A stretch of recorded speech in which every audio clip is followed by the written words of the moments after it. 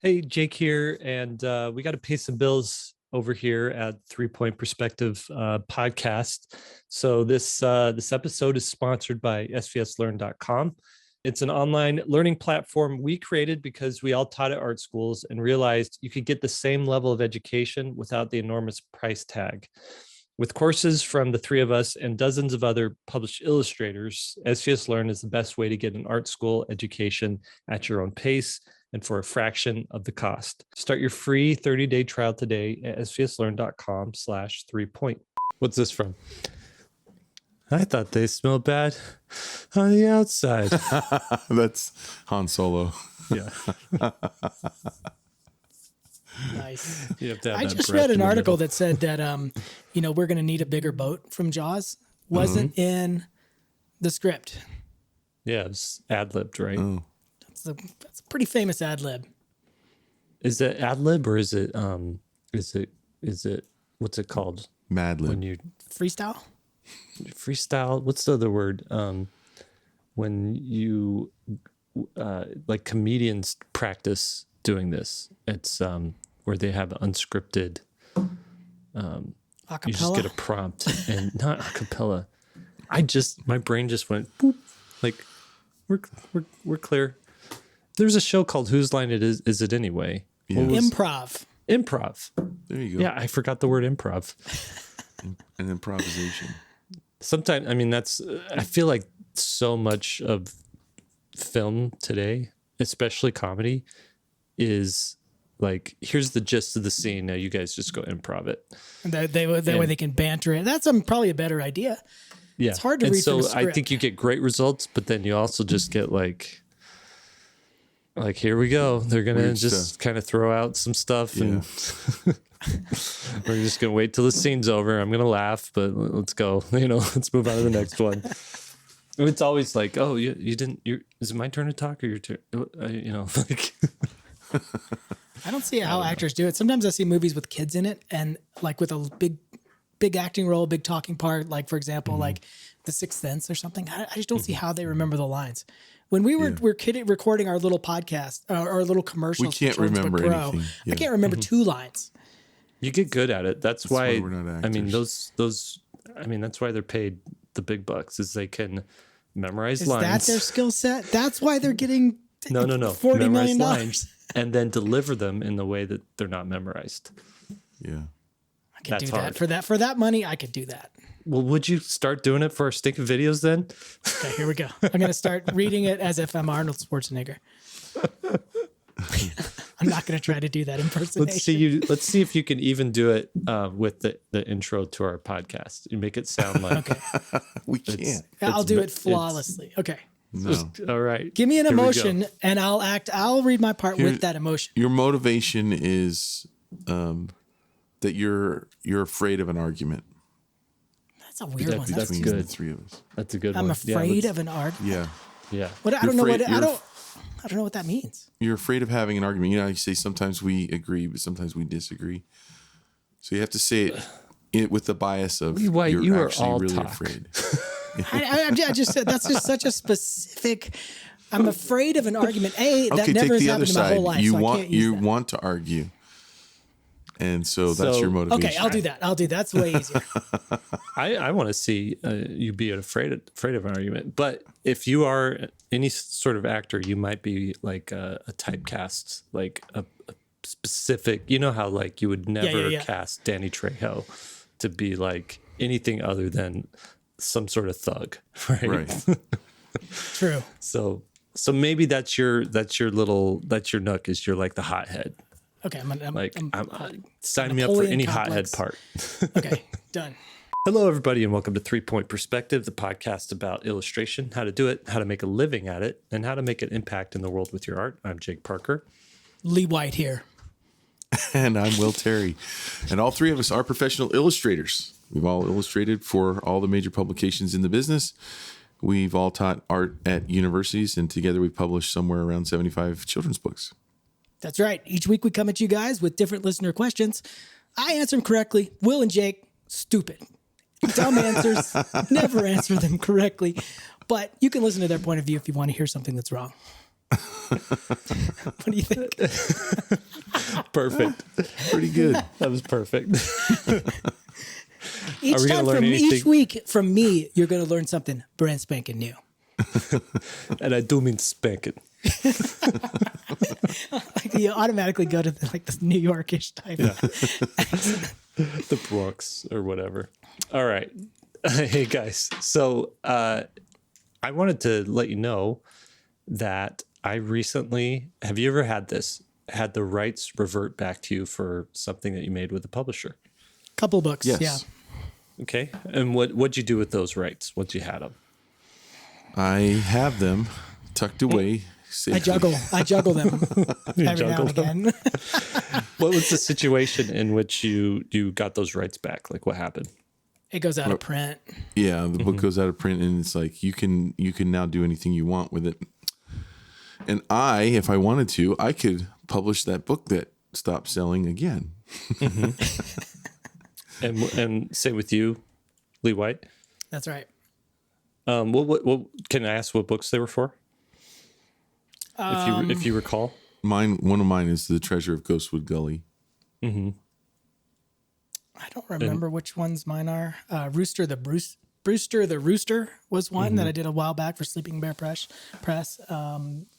Stop That Nose, about a guy whose nose, he sneezes and his nose pops off, and then he's running. The kid's trying to catch him, kind of like the Gingerbread Man, except for during this adventure, the nose is sneezing out animals. It was quite it's a very odd book.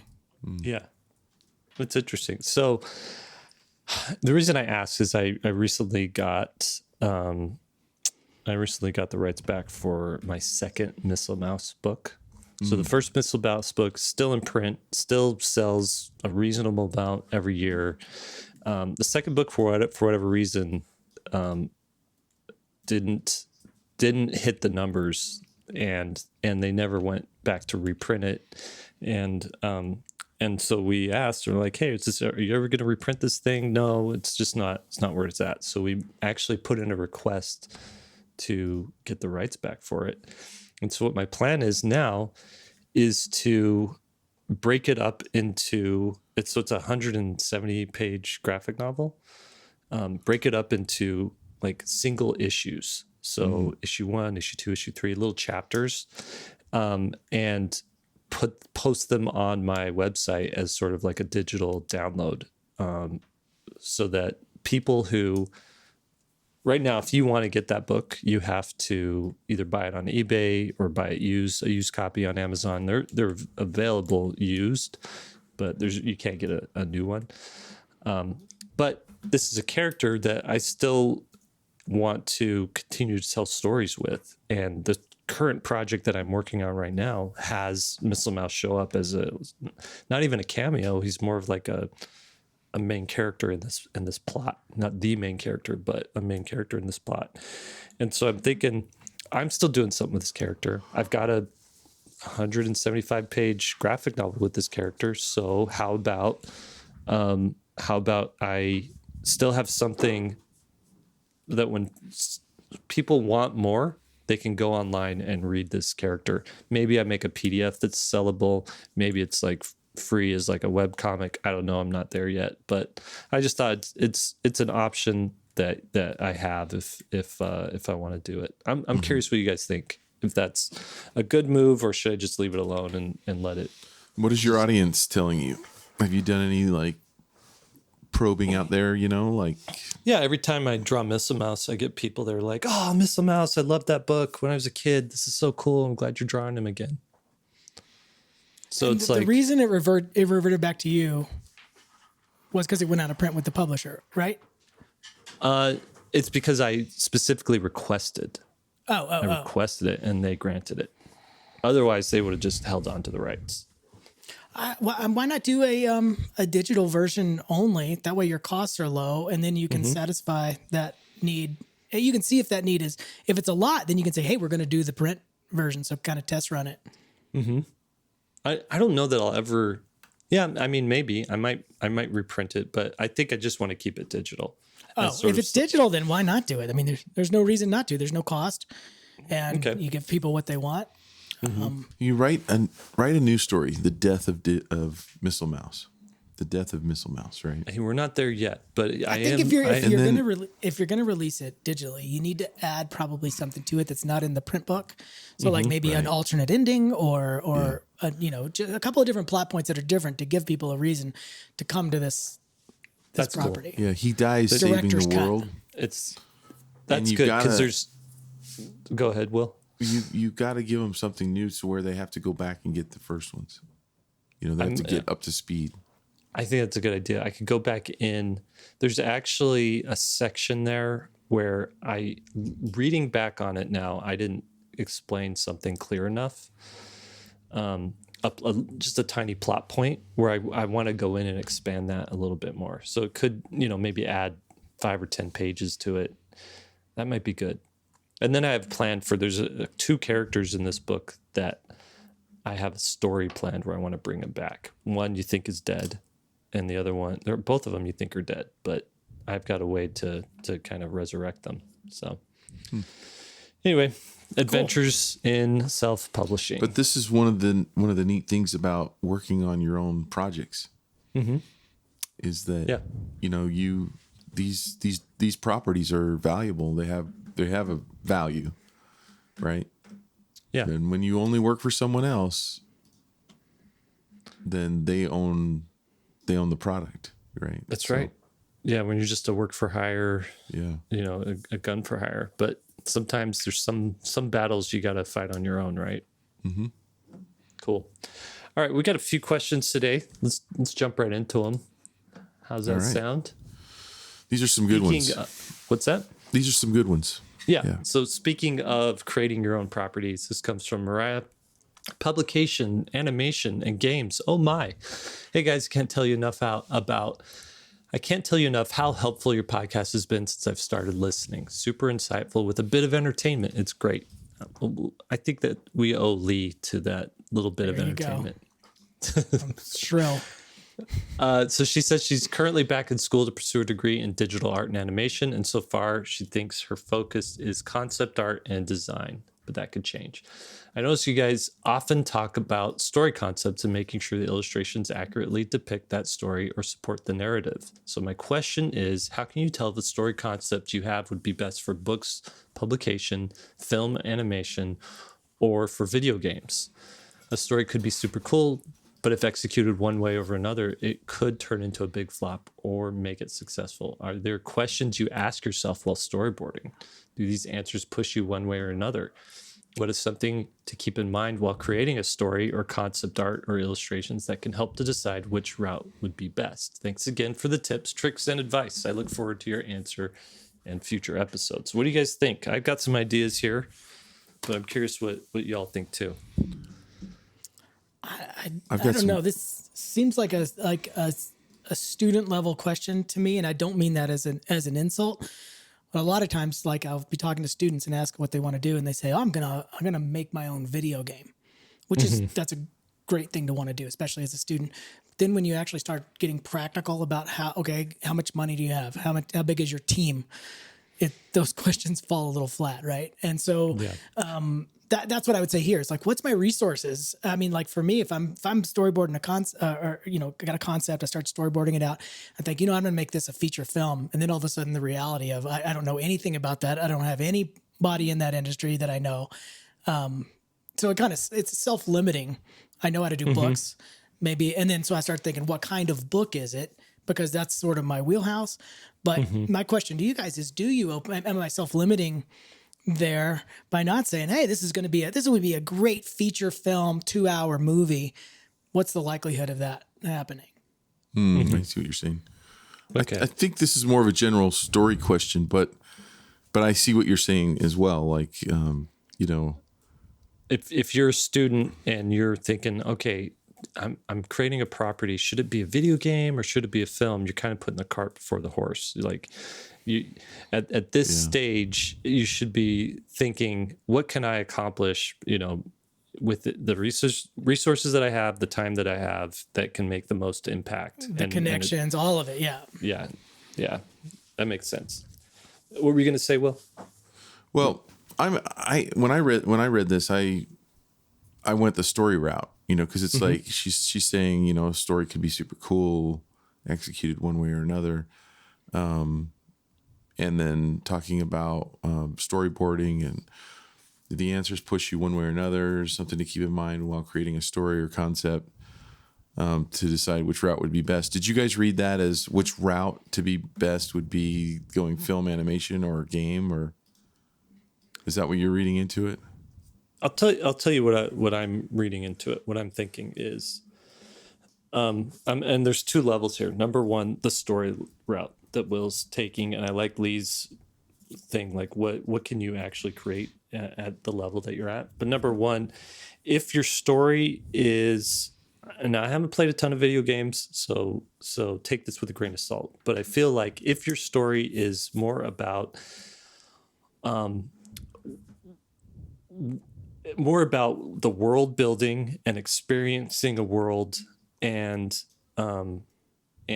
stopping something big from happening, and you are a singular character that can go through and stop that one, or retrieve something, or I either like stopping a bad guy or retrieving something and returning something. Those I feel like are concepts that work really well for video games, because it gives your character like reasons to level up, a need to level up. It gives them like small little quests that kind of lead to solving the overall big quest. But really, I feel like video games are all about like problem solving and creative, not necessarily creative problem solving, but putting a character in situations where they have to solve certain problems or figure out a riddle or things like that. Okay. Film, the difference between a story that's good for film and a story that's good for books is going to be a film is typically a character who has a life-changing experience, and there was before this experience happened, and then there's after this experience happened, and you want to show the people how this character was changed in that story. And it's usually something that can be told in 90 minutes, right? So and that's the difference between like a film and like a TV show. So could you tell Breaking Bad in 90 minutes? I don't know. The amount of change that character goes through could only be told through 6 seasons of TV, right? So yes, that character goes through a life altering change, but it happens over the course of years. And we'll give an example of like sort of any Disney movie. So let's go to like Tangled, right? So Tangled is about this girl who is trapped in a tower, and she needs to figure out how to like get out from under her mother and live her life openly and freely and get through the anxiety that she has of like disobeying her mother, because she's been through all this like emotional manipulation and trauma, right? And so it's something that can happen within the space of a week, or a couple days. And that works really good for like a 90-minute movie or 90-minute story. So that's what I think look at Star Wars. Star Wars is about a kid born on Tatooine, this desert planet, who gets sort of recruited into this army, this like rebel force, and they go to destroy the big weapon. They didn't defeat the entire empire. They didn't save the universe. They just destroyed one big weapon. It's a single mission, right? And so that is a 90-minute movie. 4 seasons of TV, 5 seasons of TV is usually like we are meeting all different kinds of characters. We're going and following little backstories for each of these characters. There's characters that go from good to bad and bad to good. And the whole time we're trying to take down something much bigger or much larger, or tackle some problem that's bigger and larger, right? Okay, so now you have books. What was should it be publishing books or graphic novels? Or was video that what games? It was? Film animation, books, publication. So I think when you have like a book, like a graphic novel, a single graphic novel is more like a film, and like a book series like Harry Potter, with like multiple chapters, or not chapters, but multiple deposits of stories, book 1, book 2, book 3, whatever. Those are going to be like solving a bigger, more complex problem. Okay, so that's the difference between what story goes well with what type of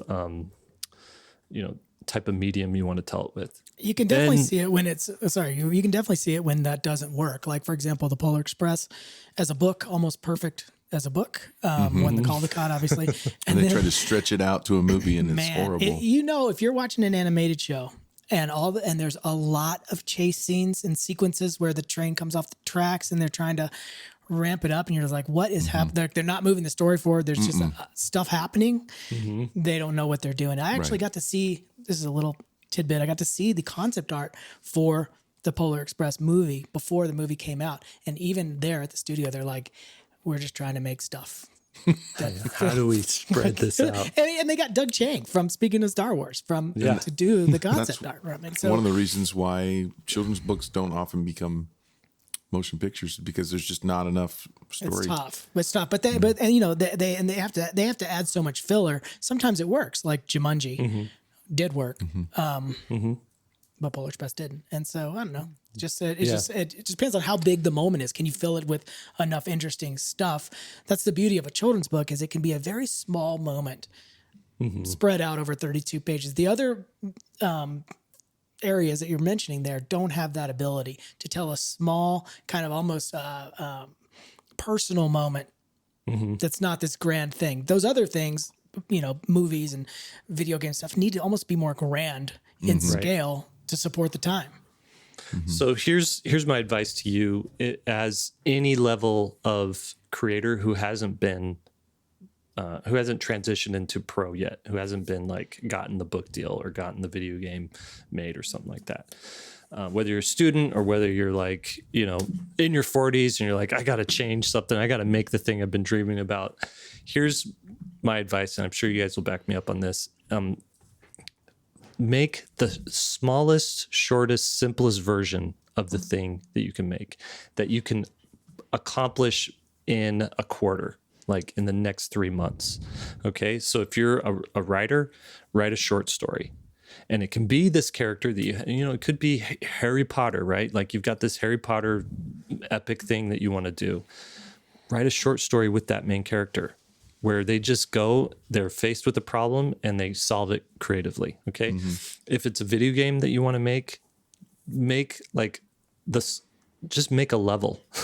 The coding, the art, or maybe you can get the team together, make just one level to kind of figure out how to do that whole process, right? If you're trying to pitch an idea for a video game, as far as my understanding of the video game landscape is, every major video game maker, they've got ideas for days, and they've got like 100 people in line in those studios with ideas. So if they need an idea for a new video game, we're like, we just finished Halo, we want our next big thing, or we just finished Red Dead Redemption, what are we going to do now?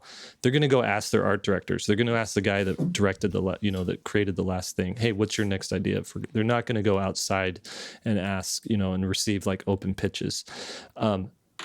Smaller studios, probably the same thing. If you want to sort of get in on that, you might want to try getting a job at a smaller studio and working your way in there, and then saying, here's my idea for a video game.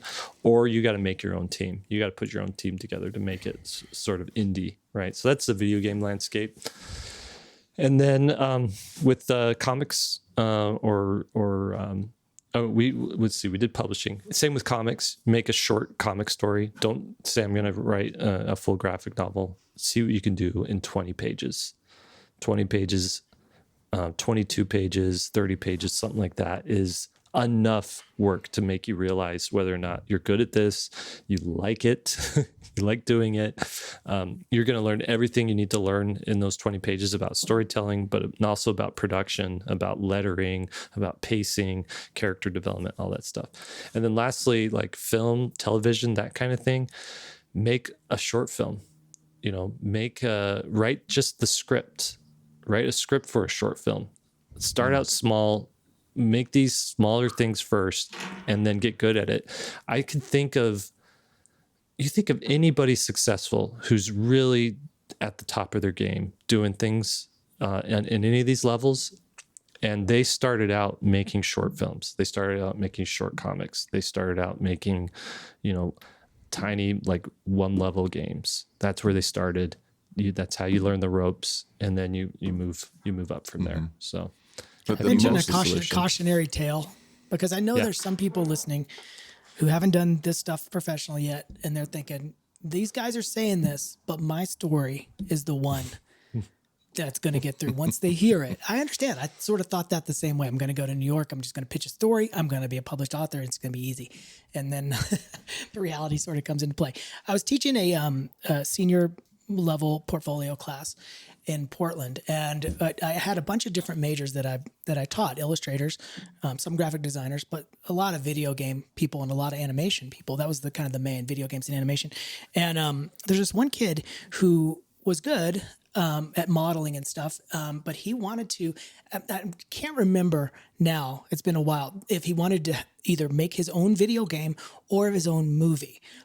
So it's one of those two things. I can't remember which one it was, but he had one thing on his reel, like throughout the semester, we'd look at the reels and the portfolios and work on them the whole term. He had one thing on his reel, and it was this character coming up out of the floor as this beastly kind of robotic, kind of almost Transformer looking kind of character.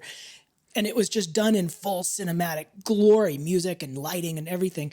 And he was saying, I'm gonna have my own game. I'm gonna have my own movie. I can't remember which one, but one of those big things. And we were like, the biggest employer of my school was this company called Liquid, and they hire a lot of the artists just to make assets. Like, you're gonna make this toaster for the background of a video game. Mm-hmm. And the skill set there was, can you do it make a nice looking toaster with a low amount of information? Low polygon modeling, low poly modeling. Yeah. And so that was one of the skill sets. Like, we're looking for people who are good, who can make these things simple so they don't clog up our game. That was the skill set that they were looking for. And so everybody, not just me, but the other instructors who teach modeling and everything, were saying, hey, you got a great start to this reel. Please add some low poly modeling to it. And please, maybe you'll get a game, maybe you'll get a movie. But if you don't, let's put 10 more things on your reel that show you can model a tank in an efficient way. And he's like, nope, he was just steadfast in it. And then comes time to graduate, he's got this one thing on there and it looked great. And then, I'm teaching the class the next semester. It's like towards the end of the next semester, or maybe even a year has almost gone by. And he comes into my class, my senior portfolio class, and he's crying. He got nothing. Nothing. And he's like, there was no starting point, that nobody wanted this 1,000,000 poly demo reel that is unusable. Like, it would be the opening credits for Lord of the Rings. Well, you're not getting that job. And he was devastated. He was crestfallen because he had written this whole universe and made this thing. And then he's like, what do I do? And I was like, well, let's start back at what we talked about when you were in class. Let's make the things that we can make now. Hope for the best, but plan for the worst. Plan for the small thing, like Jake's saying. Of course you want to make your own game or movie or book or whatever, and you shouldn't not have that as a goal. But pad the work for the most logical starting point. I have a brother-in-law who wanted to be a coach, but he didn't have a job. He lived in his parents' basement, and but he wanted to be a life coach, And I could go on and on about all the, like, he would be the model of, like, how not to run your life, but he knew how to tell other people how to live, And anyway, I was going to say, along with this, I realized she wasn't really asking about story, but that we were talking about this earlier before we started the podcast, about good stories and bad stories and good story elements and things that take us out of the story. And for me, things that take me out of the story are things that are just not believable on how humans interact with each other and how humans behave, And when you have things like that, we had an illustration the other day that came through in Critique Arena that was done so well. It was so well executed. But to me, the story fell apart. It was the one with the lion or the tiger behind the kid. And I'll try to describe it. You're seeing the farthest character back is a huge lion. Yeah. And then in front of the lion is a kid with his back to the lion who doesn't know the lion's there, scaring some other characters in the foreground. Some goblins or something away. Yeah. And the idea is that the kid thinks that he's scaring the goblins away, but it was really the huge tiger that they're seeing that's behind him. Yeah. But when I look at it, I can't for the life of me figure out how the kid doesn't know that this huge lion is behind him. There's nothing that he crept up, because the lion is drawn or the tiger's drawn in such a way that he's like turning around looking behind. Yeah. Right. Like, so it didn't right. creep up. It didn't creep up. It's just already there. Right. And like, how did this kid not know there was a tiger there? So all of us have this, when we watch shows, we have this meter where we're like going along and then we're like, well, that would never happen. Right. And it takes you right out of the story. And another you thing we were talking about. You can't get back in either sometimes. I mean, yeah, we were talking about the gun standoffs that they have in just about every show Hollywood's in love with. And like in real life, two people pull guns on each other, somebody's getting shot. You pull a gun on police, they're going to shoot you. And to me, and this just might be a me thing. When I see that, I'm just like, it's just unrealistic that we're having this casual conversation and we have guns pointed at each other, So when you're designing a story, you have to be good at asking yourself those things. Like, is this believable enough to where my viewer is going to accept this? And it's not going to stick out. I can add one little thing to that too. If you do have something that's going to be way off the wall and maybe question believability, the other people in the scene need to react that way. Yeah. If you guys watched the new Ghostbusters movie, it was going fine for about 20 or 30 minutes. Then these kids see a ghost, like in full clarity, not just like a shadow or something, but like a full, specter flying above them. And they're just like, oh, okay, well, let's go over here. Like they didn't even, it wasn't even a thing. Right. And nobody in the whole story was reacting to these ghosts in a way that if the ghost came out in that kind of clarity, you would be absolutely floored. You know what I mean? Like you couldn't get off the floor. Right. And they were just behaving like this is everyday stuff. And yet they had never seen it before. So I don't know. You just got to think logically with that. But you got to know when you sit down to watch a movie that you have to suspend your belief for certain things. Some of us are better than others. Do you need if at the beginning of the next action movie you go to, it says in this universe, people don't automatically shoot each other. There is this tension that happens when a gun is pulled, where triggers aren't automatically pulled, that there's going to be talking. And that's how things work in this universe. Yeah. If you went into that movie after reading that, would you be able to enjoy it better? I wouldn't have gone in. I would have read the reviews. Yeah. But and also the ghost thing, like why not? You can suspend belief. Like, okay, there's ghosts in this world. I believe in Ghostbusters, there's going to be ghosts. I'm going in not going, oh, there's no ghost. That ghost is stupid. But the other characters, if you're setting it up as the first time they're seeing a ghost and ghosts aren't a normal thing in this universe, they need to react appropriately. But I haven't seen Ghostbusters 4. Is this what it is? Ghostbusters 4? The new one, I haven't seen it, but this is a universe where New York City was openly raided by ghosts. So these are kids who grew up kind of like kids now grow up knowing that airplanes can crash into buildings. But they don't believe it though. It's sort of like urban legend in the story. It's not a known thing. Okay, it's an urban legend. Jake is a story apologist because he writes stories, fantastical stories, and he wants to be forgiven for his future sins. He likes the new Boba Fett. Let's just put it that way. Let's leave it alone. It all comes back to Boba Fett. It all comes back. Okay, right, next question. We destroyed that question. I don't know if we even answered what she was asking. We were all over the place. We picked, you know what? We dissected that question. Then we put it back together into some sort of Frankenstein and then dissected that again. So now there's just this pulp. Let's move on to the next question as quick as we can. Okay. Asia says, file woes. I'm a tech greenhorn. Hey guys, love the podcast. Been listening for a couple of years now, as well as taking classes at SVS. We love our SVSers. What do we call them? Our rabbits? Rabbits. Yes. I have seen myself grown artistically. Thank you. Okay. She also, well, here she goes. My question resolves around the fact that I know close to nothing about computers, and I'm only a year into discovering the wonderful, wonderful world of digital illustration.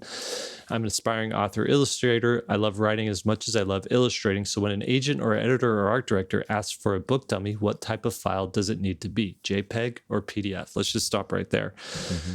What does it need to be for a book dummy? JPEG or PDF? PDF. Okay. Why is that? It's universal, and they can just open it and view it in sequence. And I mean, that's what I said. Explain the difference between a folder of JPEGs and a PDF. A folder of JPEGs is a folder of individual files that, computers are set up to different, PCs or Macs are set up to, or even on your phone, to view them in sequence if you number them like 1 through 20 or whatever. But I don't know. The PDF gives you more options in viewing. I want you to think of it's PDF. One file. Yeah. Essentially PDF, like let's go back to the analog. Imagine handing your agent a stack of papers, and they're not clamped together, they're not stapled, and you could hand it to them and they could easily get out of order, or you could lose one or whatever. A PDF, all it does is it's the stapler in the corner of those sheets of papers. And it keeps them all together so that when you pass that file along, you're passing along one file with multiple sheets in it, as opposed to here's this JPEG 1, here's JPEG 2, here's JPEG 3. So that's why you want to do PDF. If it's multiple files, if it's one single image, do a JPEG. Okay. How big should it be visually? You probably want it. Try to keep your PDFs in a 10 megabyte range. Mm-hmm. I would say, unless it's massive amount of images. What DPI do you guys use in yours?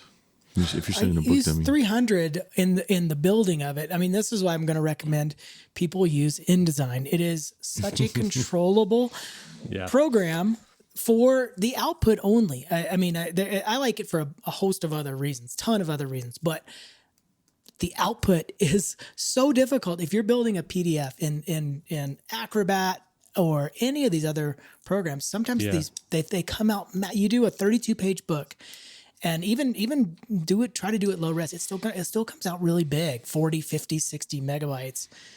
Whereas in InDesign, you can export it and get it down to like 5 megabytes, and sometimes publishers will have that as the submission max 5 to 7 megabytes. Mm-hmm. So you just got to be careful, and it's harder than you think to get that to work. Now, Adobe does have an online PDF smusher. They reduce file size, and I use that sometimes. Do you use Bridge? Well. I haven't used Bridge. Okay. Can you control output there? Yeah, that's Adobe Bridge. That's, you have all the control in that. Is that how you make your PDFs? I don't, because it's complicated. I used to. So now I just use Acrobat. Okay. And you can get your PDFs down to the right size with Acrobat. But I have less control, but it's just quicker. Yeah. I tell you, I'm an InDesigner with Lee. I'm in that camp, and I was so afraid of InDesign for years, and I was like, that is, rarefied knowledge. That is, a graphic designer who's gone through the classes, they can go do InDesign. And then one day I was doing a project, and I'm like, I have to keep the overhead as low as possible on this book, on this self-published product, that I can either lose all my profits paying someone to put the book together in InDesign, or I can go through online YouTube and go through all the tutorials on how to use InDesign and figure out how to do it on my own.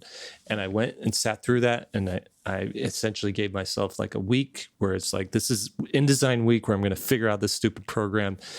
And you go through those tutorials one by one. And it really is a an easy to use tool once you figure out what the buttons are and just how it works. And I think with one of us sitting with you, Will, I know you're nearing the end of your career in your life. So you cannot teach me InDesign. It's impossible. we would be happy. You say the word and I'll sit with you and show you InDesign. It's like 15 minutes. So for the way that we use it, it's 15, 20 minutes, maybe up to an hour total to get it in there and get it back out as a PDF, as a pretty PDF, but it's powerful. And then you can call the Jake hotline anytime you want. I'll help you. There's only so many things you can pack into your brain in a lifetime. I just don't have room for Will's that. like, I'm learning pickleball right now. That's all my brain can handle. Are you learning pickleball? Last night I beat the guy who beat me when I first started, like really bad. Oh, now you're the master. Well, there's these. I don't want to go off and do a tangent. Yeah, there's Now these. Will's You the can look like you're. You can actually look like you're not even. Tell that story. You can look like you're not even playing, and you can make the other players miserable. You know what I mean? Dude, like that's you at racquetball. Already. It is, but So I'm learning how to do that in pickleball now, and it's Oh, wonderful. Lordy. Yeah. There's misdirection. I love seeing those videos of like the master at like ping pong and the novice, Oh yeah, or even the mid tier guy, and then where he's the just master's sitting just chopping them back. there, yep, Yeah. just never takes a step, and the other person's just running Now, back. they're and also forth. they're also doing exhibitions there. That's an exhibition. Oh, it's like the Globetrotters. That's funny. All right. Let's, I got one question. I know we do. We have another question in here. We do. But Yeah, I wanted we haven't to even finished this clarify. question. Oh, we didn't. No, God, we're talking about files some more. We're in You the guys, weeds a little bit. pinch yourself so you don't veer off the The road. next if part you're of the question driving. is, and why does Lee go off onto pointless tangents Like pickleball. all the time? Okay, going back to book dummies. She asks, should it be should the whole thing be done in basic sketches before submitting? And what size should I be working in to provide a decent dummy? Or could all this vary by the individual I'm submitting to and there's no set answer? So essentially, how do you submit a book dummy? I want you guys to know in Children's Book Pro, it's too late to get into it this round, but the next time we launch Children's Book Pro, you should get in there if this is like something you really want to learn, because we go in deep on book dummies, how to make them, how to put them together on the back end, how to, like the whole technical side of it, what you deliver to a publisher, and how to make an impact in the world with your book dummy. So Nice. so I would check that out. But short answer here, I would say when you're submitting to a publisher, you're going to want a couple of finished illustrations so they know what they're getting. And then the book dummy doesn't need to be very polished. It just needs to be like understandable. Like there shouldn't be anything obscure in the storytelling. Like they should be able to tell who the characters are, where they are, and what's going on, but it doesn't have to be like finished and polished. Okay. Well, I have another part of this thing here. Okay. So I'm going to ask a question as if I'm a student, and I actually don't know the answer to this. Okay. So I want to get your guys' take. Okay. I do know that there's software out there that can make a book flip pages, right? To where you're like with your mouse or with your finger, you can actually flip through, and it like even makes a clicking sound like a page flip. You know. Do you know of software that could be used to make a book dummy doing that? And two, is there any value in doing that over a PDF? And the reason I'm asking is because when you flip through a PDF, you're seeing spread. You're not getting to see the critical part of the story, which is some picture books rely on page turns as part of the element of the story, if that makes sense. Like, you're hanging on a word. Like, that's good. No, that's bad. This is a book from Marjorie Kyler, right? That's good. No, that's bad. And then you turn the page because this other thing happened. It leaves you hanging on every page turn. What do you guys think? I don't think you want to fiddle around with that, because the people you're submitting it to, they know the drill. They know about page turns. They know about reveals. Yeah. And typically when they're reading through a PDF, I think they're doing the clicking through next. So they only see one spread at a time. Mm-hmm. That's kind of what agree. I was thinking too. Yeah. It's Seems a little That's a good gimmicky. question. Good question. What was your thing, Lee? You wanted to? I just wanted to follow up. There was on our forum. You guys can check in on our forum. By the way, we have a topic for each one of these podcasts, and there was a question yesterday about our most recent podcast that came out. So you guys are going to hear this a month or two later or whatever. So it might not be in order. But the question was about the series of videos that Will made, and we had the whole podcast about that. Do we recommend, or do we not recommend, people take a flat fee for self-publish? If you're going to work with a self-published author, there was some confusion about our take on a flat fee versus an advance setup. What is our stance there? What is it? You tell me. My take is, I don't think you should ever take a flat fee unless it is a massive amount of money.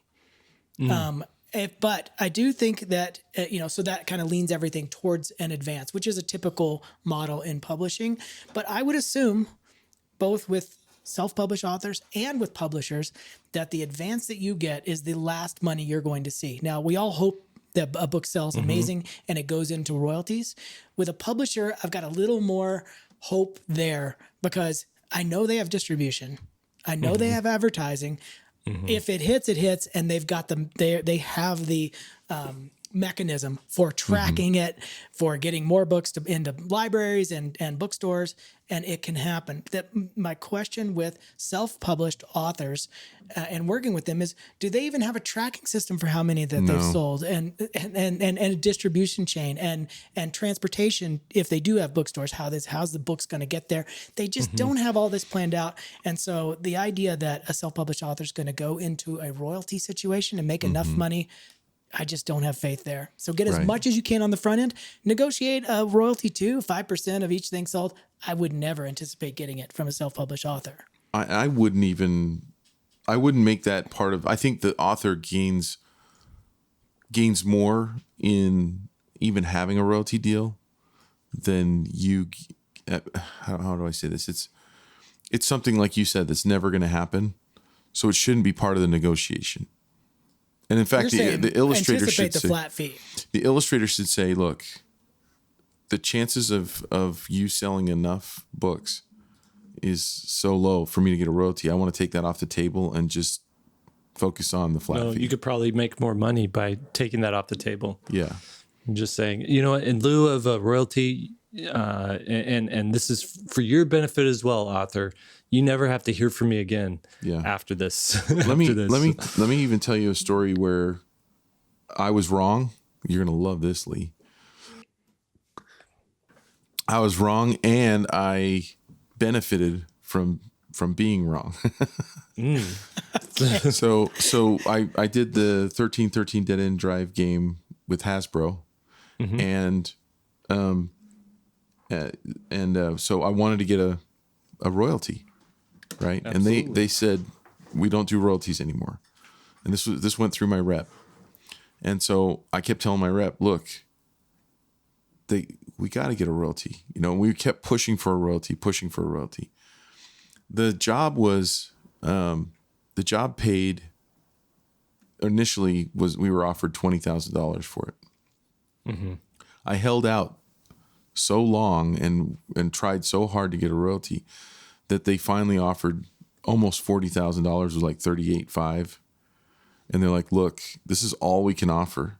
Instead of a royalty, right? Oh, wow. Okay. And so the game was produced, did all the art, it looked great. It was in all the Walmarts. I could go in Walmart and see it there. Pulled after a year. It flopped. Oh, so I was completely wrong in, if I had gotten the royalty, if they said, okay, I even offered to take less money and get a royalty. I said, we'll go down to 15,000 plus a royalty. So instead of 15,000 and zero royalties, I got 38,500. I mean, my rep got her cut, but what'd your rep say after that? Oh, I mean, we, live and learn. Mm-hmm. That was Joanne Shuna, if she's listening. She's a great rep. But So what do you do now? well, I think the royalty is definitely a protection for the illustrator. Mm-hmm. It's protection that you don't, put your blood, sweat, and tears into something and see someone making millions of dollars off of it, and you got virtually nothing. Right. So it's protection in that way. I just think that you're right, Lee, that if you're dealing with a tiny publisher or an individual, the chances of getting them selling enough units for you to eventually earn off the advance and then start making royalties is really low. Because if you guys know how that works in a nutshell, you get paid in advance, but they have to sell enough books for them to calculate your percentage to earn back that royalty before you make $1 in royalties. So if you got $10,000 and let's say your royalty was $1 per unit, they'd have to sell 10,000 units for you to then make $1 more.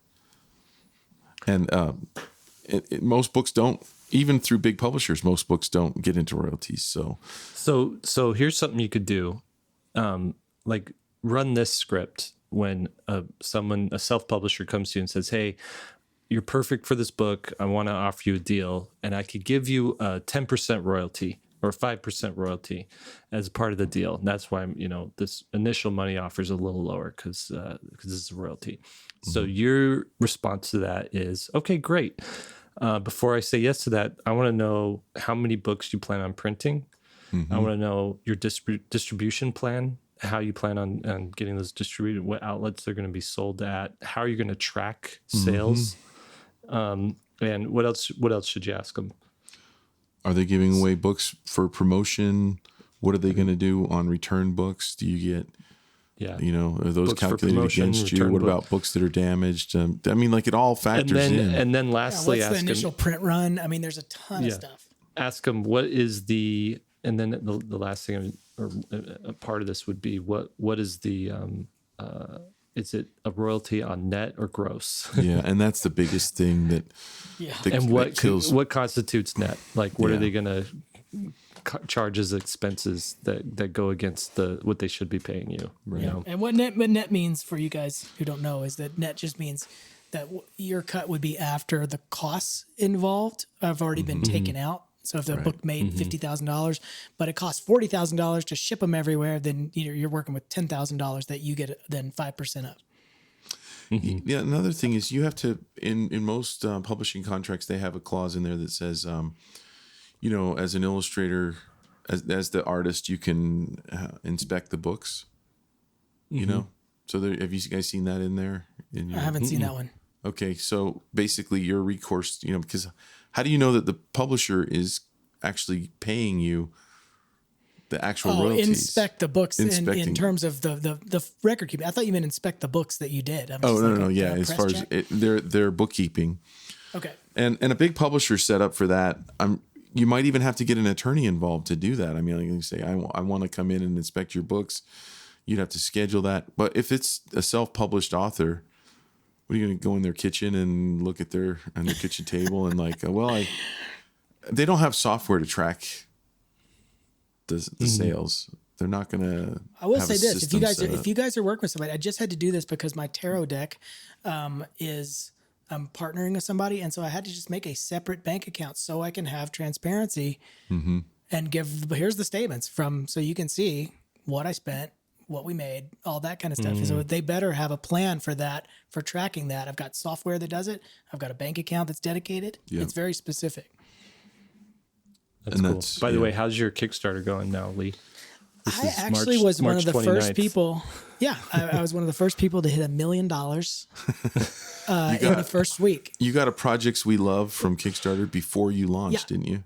Yeah, I did. That's amazing. And a bunch of celebrity endorsements started coming in, which is so weird. Like, I mean, Beyonce loves it. Speaking of endorsement, by the way, this is recorded before his podcast even launched, or his Kickstarter even launched, so we don't know. But by the way, speaking of endorsements, I noticed Will always wears an Under Armour hat. You always wear a Nike hat, and I am unaffiliated at this point. So I'm wondering, do I need to get an Adidas Do I need to get a Puma to endorse what? me? You didn't hear? This was on the front page, but me and Will are sponsored. Yeah. I make $5 million a year from this hat. I can't take it For off. wearing that hat? We can't take They them actually off. sewed it to my head. Yeah, here I need to actually tilt it down so the I need to get a sponsorship. Yeah. We got an look at agent. this. I thought you were CC'd on that. I'm more mysterious now. That's hilarious. Okay, last question. Online stores. This is from Marta. Hey guys, I'm getting ready to start my online store with prints, but the shipping price, custom fees, and VAT for other continents, I'm from the EU, can make a product very expensive. Using print-on-demand services from companies around the world is the solution, but then I don't control the quality. Or can I customize packaging and add goodies like stickers and postcards? What are your thoughts on this? You're in a tough pickle there when you use one of those print on demand services, because even with like t-shirts and things that you can charge a little bit more for, the overhead on that is so high because they're essentially giving you, I think on a t-shirt, it's like at some of these t-shirt places, you could sell the shirt at cost where you make nothing from it for like $25. And then if you want to make any sort of profit on that t-shirt, they'll say, okay, what do you want to charge for this? So if you charge $30, you're going to make $5 on a t-shirt. Charge $40, then you'll make $15, but no one's going to buy a $40 t-shirt, right? So it's the same thing with prints as well. And it's just, I look at these, unless you're able to move 100 prints a week, Yeah, it's a volume proposition. You're not going to make a ton of money off of this. I'm getting ready to launch a Printify store. And so I am going to use a service like that. And the Printify? Hold on, I got to look that up. I haven't seen that. The main reason is, for me, is I don't want to touch anything. Yeah, I don't want to have anything to do with it. It's purely extra stuff going out. And the risk is really low. And I'm setting myself up and working with a marketer to where if it does well, there will be significant additional income in the year. But yeah, I will be leaving a lot on the table if I were. But you're planning on spending advertising money to sell these prints, right? Yes, that's correct. Right. There is a way to use these services, and as long as you know what you're getting into. Will knows exactly what he's getting into. Well, I've made some calculations, and I worked with this marketer, and we have a plan for a year to try to make it work. We have a good list to work from, and we'll see. Well, I'll check back in we'll. Have you checked the quality on that? Have you gotten samples? Yeah, they're really good. The neat thing about the app that I'm using is they have you can choose all different qualities on, let's say, on t-shirts, all different cuts. So there's a pro and con to this, and I would say that for most people, using a print on demand is, like Jake, like you said, you're probably right. You're not going to make a lot of money. You know what I mean? If you sell a t-shirt here and there, and it probably won't really significantly add to your income. However, the larger your audience gets, the more it can. And the problem with printing up t-shirts is, and I found this out from our doing the comic conventions, is we printed, a couple hundred t-shirts on a white shirt, right? Well, some people don't like to wear a white shirt. They want a pink shirt, or they want a yellow shirt, or they want a green shirt or something, and so you've got black. All those variations. You can always sell black t-shirts. Yeah, black. That's true. Then you've got you have all the different sizes, right? So now you really only have, after you go through just one color, you only have 30 or 40 mediums. You're going to sell it, even though you biased it heavy on mediums because you think, well, I'll sell more of those than larges. You still end up with those double X's that you can't sell. You still end up with a few smalls you can't sell. And then women will come to you and say, I don't like these long baggy sleeves. I want the more women's cut. That's more stylish, right? So now you have to stock those. And then there's a bunch of different cuts like that. And there's a bunch of different shirt manufacturers that make fitted, so they're more snugly fit and not baggy. I mean, there's just, and that's one of the advantages you get with going print on demand is you can have any shirt you want in any color you want, in any material you want. And you can you can really satisfy your audience better doing print on demand, but you have to move volume to make any money. Yep. I think Will's exactly right. And there's a time to use the print on demand service. I mean, Will's exactly right with it. What Will's saying is, we talk about that book, Deep Work, over and over on this podcast, and opportunity costs. If Will's saying, I don't want to mess with this stuff, I'm going to make a little bit of money. And that's fantastic for giving, especially if you're in the early part of your career. What you want to be in is a proof of concept phase. And a lot of students don't understand this.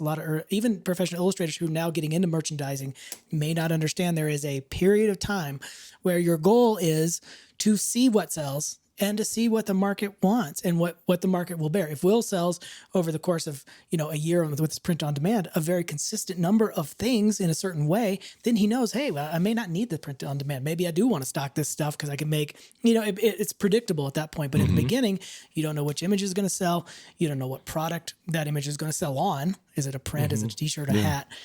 So it's a way to test everything. And there's not a lot of people that I ever see in that proof of concept phase. But if you guys ever watch Shark Tank, they always say, how much money have you made so far? What has been your plan so far? Then they can say, hey, I made $5 million. Oh my God. Okay. So there is proof of your concept. Now the next phase is maximizing your income. Scale it. Yeah. Yeah. Can I ask you, Will, last year, do you know, and you don't have to answer this if you don't want to, how much money you spent on advertising? Yeah. Okay. Right around just under $50,000. $50,000 on advertising. On Facebook. Yeah. So, That's amazing. And I'm just saying, this is a guy who knows what he's doing with marketing and advertising, and he's willing to put that kind of money into it to sell the amount of prints he needs to sell in order to, justify the markup for Printerly or Printism or Print Enable or whatever those companies are. Printify. Yeah. And it's all testing. So I hope to be able to tell you that we made a profit on the print on demand in a year. I'm hoping for low end, like 5,000, and high end, I don't know. I hate that question. Like, how much money do you want to make? I mean, all of it. Like, all of it. like, what's your goal for this year? How much do you want to make with this? That's what my marketer asked me, There's a third option, by the way. There's the print on demand. That's one option. There's buying all the stuff and stocking it in your garage. That's the other option. But there is a hybrid middle ground. And I do want to mention that, and that is fulfillment centers where you've already made the whole product. So it's not print on demand. You have made a certain amount of the product, say 3,000 tarot decks. Now I ship those tarot decks to the fulfillment center, or I just ship them straight there from the printer. And then those things are stored there. And then when I get an order in, it goes to them and they package it up and sell it. And it is a fraction of the cost of, you're not storing it at your house. They're doing all the work. So you don't see it. So you only see it maybe momentarily while you're shipping it to them, or you may never see it. And you get a bigger percentage. It is the more expensive route, but it's sort of this hybrid route. And so they might charge, like, say you sell a $45 print, they might charge $2.50 or $3 to package that up. And then you obviously got to pay for the package material too. So you might spend $6, but it's not the 40% or 50% that a print on demand is going to ask for. So there is a hybrid model that I just did want to point out there, and I'm using that for my tarot deck. It's just too many. I don't want to mess with it like Will. I don't want to be in my basement shipping a bunch of stuff every day. So there's that option too. There's another option too. Like, so you guys both print your own prints and have them shipped out. Now, Jake, I know you hire an intern to do that stuff, right? And Lee, who sends out your prints? My wife was doing all that stuff. I sometimes do it. I had an intern do it for a little while, but that became problematic because it was so variable what I was going to give them. I spent more time trying to explain what I needed to be done than just doing it. Right. So I never got that. An intern's sort of a long-term investment.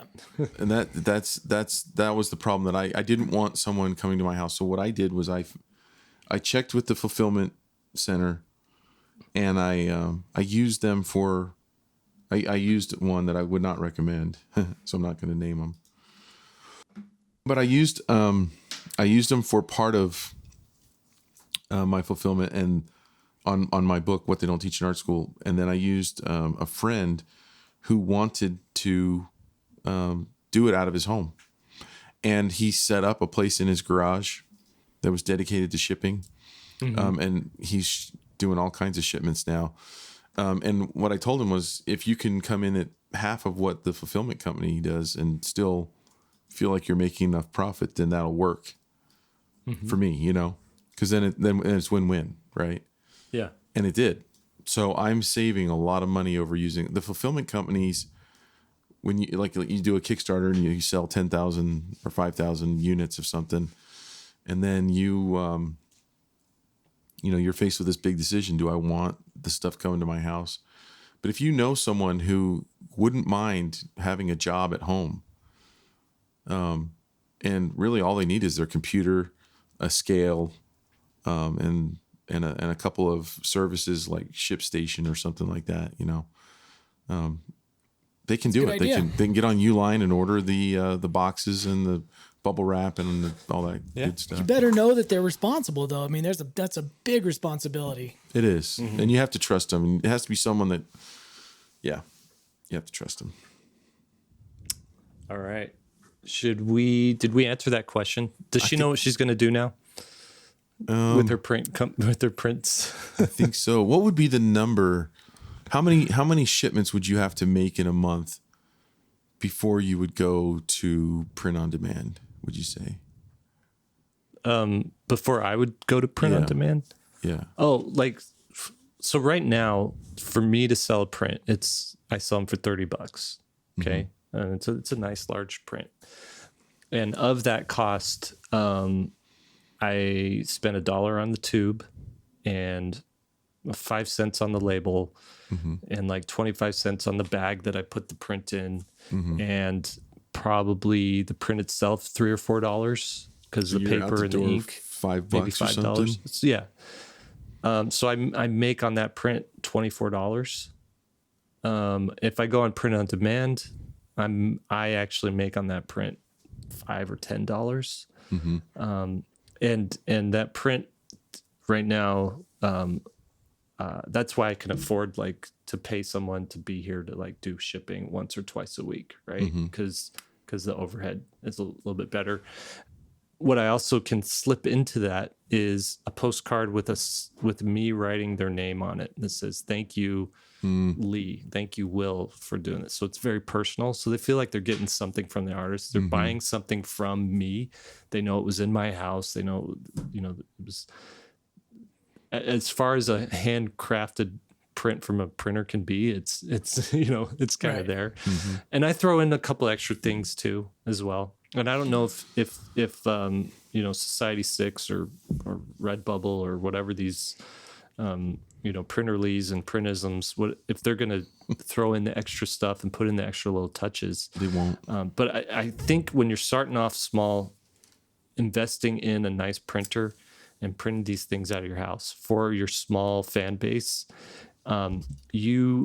this isn't about a cash grab. This is about building a long-term relationship with a fan. And so when someone buys something from me and it's the first time, I look at it as I want them to have such a good experience buying that. And I tell my interns who do it, the way you package this, the way you tape it close, the way that label goes on there, whether it's crooked or straight, is all a reflection on this brand. And it's all a part of the experience of them getting this package. And in order for me to understand that, I went and ordered, I spent $200 or $300 just ordering stuff from different online shops to see how they did it, whether it was print on demand or whether it was packaged in their thing. And, some of these did a little sketch. Some of them, it was very sterile. And it was just there's no hand of the creator in it. And I decided to lean more towards like something that feels like it came from a person to another person, almost like a gift, right? And my goal is that they buy one print, and then next year they're going to buy another print, and then when I launch a Kickstarter, they're going to buy a Kickstarter book, and to grow this. It's a long-term relationship, right? And to grow it from 50 people buying stuff from me in a year to someday 5,000 people buying stuff from me in a year. You know, so that's I have a that's theory my angle. that if you worked to where you were selling 1,000 a month, you would rent a space and hire a couple people to run it. Absolutely. Yeah. Yeah. I mean, that's what Jed does, right? You would never go print on demand. Never. No, absolutely. Like the thing would be to either have a warehouse, small warehouse, or to share a warehouse with someone and hire like 2 people or 1 person to go and package those up and ship it out, or move my home into a space or build a space out back that was like that could hold all of that stuff and do that thing. But so now I know what you think of me. yeah, exactly. Did it take well, that you're to figure doing that out? something a little different though. You're like, the books that you're selling are not necessarily fans of Will Terry, but more fans of, I want to make a career. They're not buying it because Will Terry wrote it. They're buying it because of the information you're offering. Yeah. And someone who's buying a print from me or a book from me, it's like very much about the voice and the artistic. So basically, Will's like a corporate faceless. Well, no, I mean that's what they teach you and what they don't teach you in art school. That's one side. But like your prints, your little prints, that really is about like each one of those does have the Will Terry signature in it, the voice in there. And I think, you might want to, see how it goes on that, on what you're doing there. Maybe it works that way. Maybe you want to try it the other way. Yeah. I'm also not doing the fan art thing is also another component as well. I'm not selling any fan art. So when someone buys something from me, it's not because they love Captain America and they haven't already been marketed to for Captain America for 40 years. Right. It's that they see a cool image and they want to buy it. So it's a little bit a harder game, right? So I think what you're doing with it's the little prints, right? No, I'm not doing that. Oh, okay. Well, what you were doing with little prints was taking the Will Terry signature look and the humor and applying it as a a glaze over a character that you already knew and you already kind of fell in love with. And so it was absolutely, I want to buy something from Will Terry because I've never seen the character like that before doing that thing. Right. But the thing you're doing now is more along the side of what they don't teach you in art school side of branding, right? Yeah, it's a self-help. So I think that is more about information and inspiration than like a cult of personality type of thing. Perhaps, I don't know. Mm-hmm. Perfect. All right, let's be done. This is going on a little long. Yeah, I know, huh? Okay, here we go. Let's wrap this up. All right, everybody. Thank you for joining us. 3-Point Perspective is made possible by SVSLearn.com, where becoming a great illustrator starts. Your hosts have been Will Terry, Lee White, and Jake Parker. You can find Will Terry at willterry.com and at Will Terry Art on Instagram. You can find Lee White at leewhiteillustration.com and at leewhiteillo on Instagram. And I'm Jake Parker at mrjakeparker.com and at Jake Parker on Instagram. Podcast produced by Daniel 2. That's danieltu.co at his website, daniel2.co. Special thanks to Master of Production, David Bro. Keeper of the Curriculum, Austin Shirtliff, Chief Operations Officer, Lisa Fott, and a thank you to Lily Howell for our show notes. Now, go draw something.